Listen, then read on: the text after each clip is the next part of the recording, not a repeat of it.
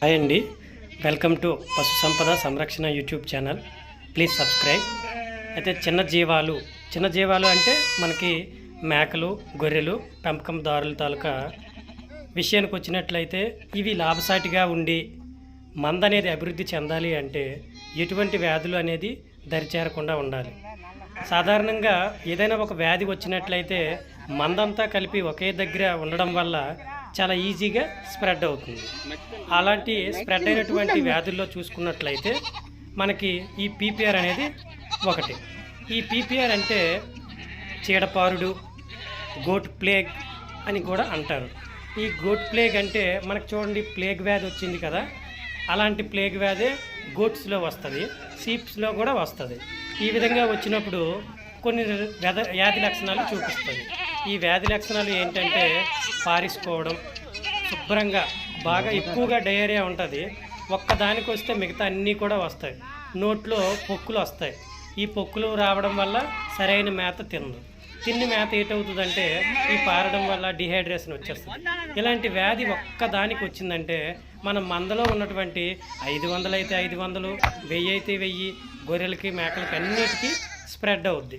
ఇలా స్ప్రెడ్ అవ్వకుండా ఉండాలంటే కొన్ని వ్యాధులకి ఇదేంటంటే ఈ పీపీఆర్ వైరస్ వల్ల వస్తుంది. కాబట్టి ఈ వైరస్ వల్ల వచ్చే వ్యాధులు ఏవైనా కూడా మనకి చికిత్స అనేది చాలా తక్కువగా ఎఫెక్ట్ చూపుతుంది.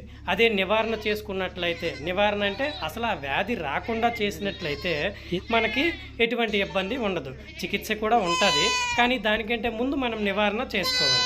ఇలాంటి నివారణ చర్యల్లో భాగంగా ప్రతి ఇయర్ కూడా గవర్నమెంట్ పీపీఆర్ వ్యాక్సినేషన్ అనేది సబ్సిడీ అంటే కంప్లీట్గా ఫ్రీగా వస్తుంది. ఆ ఫ్రీగా వచ్చింది మనం ఏం చేయాలంటే మన ప్రభుత్వ ఆసుపత్రుల నుండి వాళ్ళకి రప్పించుకొని ఇంజెక్షన్స్ అనేది ప్రతి తొలకరి జల్లులు ముందు అంటే జూన్ జూలైలో మనం ఈ వ్యాక్సినేషన్ అనేది చేసుకున్నట్లయితే కంప్లీట్గా నివారణ మనం చేసుకోవచ్చు. లేదు ఒకవేళ వ్యాధి అనేది వచ్చింది మనం అందులో అంటే వాటికి తగిన యాంటీబయాటిక్స్, తర్వాత నోటి పుండ్లు క్లీన్ చేసుకునే దానికి మందులు వాడుకొని నివారణ చర్యల్లో భాగంగా మనం చేసుకోవచ్చు. తర్వాత ఇకపోతే ప్రతి మందలో కూడా ఎటువంటి జబ్బు పడినా, పీపీఆర్ కలిగినా లేకపోతే ఇతర ఏ జబ్బులు కలిగినా కూడా వ్యాధులు వచ్చినటువంటి మేకలు కానీ గొర్రెలు కానీ ఉన్నట్లయితే వాటిని సపరేట్ చేయడం మంచిది. అలా సపరేట్ చేయడం వల్ల బాగున్నటువంటి ఏవైనా మేకలు కానీ గొర్రెలు కానీ ఉన్నట్లయితే వాటిని మనం ఇబ్బంది పెట్టకుండా చూసుకోవచ్చు అన్నమాట. ఇది పీపీఆర్ తాలూకా డిసీజ్ తాలూకా లక్షణాలు, నివారణ చర్యలు. అయితే మిగతా మళ్ళీ మనం ఈ జీవాల తాలూకా పెంపకం కానీ, తర్వాత జీవాలు పెంపకంలో లాభాలు, ఎన్ని మగవాటికి ఆడవాటికి ఒక సపోజు ఒక 25 మేకలు, ఆడ మేకలు ఉన్నట్లయితే ఒక మగ మేక ఉండాల్సి వస్తుంది.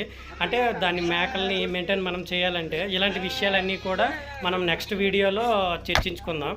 ఇంకా ఇకపోతే చూడండి, ఈ మేకల వల్ల తర్వాత సన్నజీవాలు అయినటువంటి మేకలు, తర్వాత గొర్రెల వల్ల చాలా ఉపయోగాలు ఉంటాయి. Please subscribe.